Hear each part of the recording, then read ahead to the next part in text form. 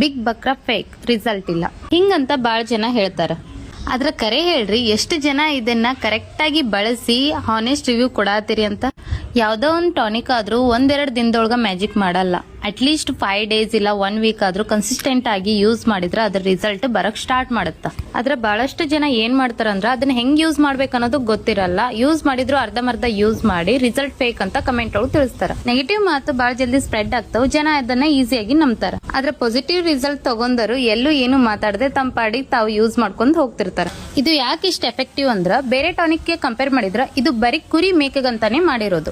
ಆದ್ರೆ ಎಲ್ಲಾ ಮರಿಗಳಿಗೂ ಯೂಸ್ ಮಾಡಿದ್ರ ಸ್ವಲ್ಪ ಕಾಸ್ಟ್ಲಿ ಆಗ್ಬಹುದು. ಹಾಗಾಗಿ ನಿಮ್ ಶೆಡ್ ಒಳಗ ಯಾವ ಮರಿಗಳು ಫುಡ್ ತಿನ್ನೋದಿಲ್ಲ ಅಥವಾ ಬಹಳ ವೀಕ್ ಅದಾವಂತ ಅನ್ಸಾತೈತಿ, ಬ್ರೀಡರ್ಸ್ ಅಥವಾ ಫೈಟರ್ ಕುರಿಗಳಿಗಷ್ಟೇ ಯೂಸ್ ಮಾಡಿದ್ರೆ ನಡಿತೈತಿ. ಇದ್ರ ರಿಸಲ್ಟ್ ತಿಳ್ಕೊಬೇಕಂದ್ರ ಫಸ್ಟ್ ಇದನ್ನ ಕರೆಕ್ಟ್ ಆಗಿ ಯೂಸ್ ಮಾಡ್ಬೇಕಾಗುತ್ತ. ಸೊ ಇದ್ರ ಬಗ್ಗೆ ಯಾವುದೇ ರೀತಿಯ ಡೌಟ್ ಇದ್ರು ಯಾವ ರೀತಿ ಯೂಸ್ ಮಾಡ್ಬೇಕಂತ ನಿಮ್ಗೆ ಗೊತ್ತಿಲ್ಲ ಅಂದ್ರೆ ಸ್ಕ್ರೀನ್ ಮೇಲೆ ಕಾಣ್ತಿರುವಂತ ನಂಬರ್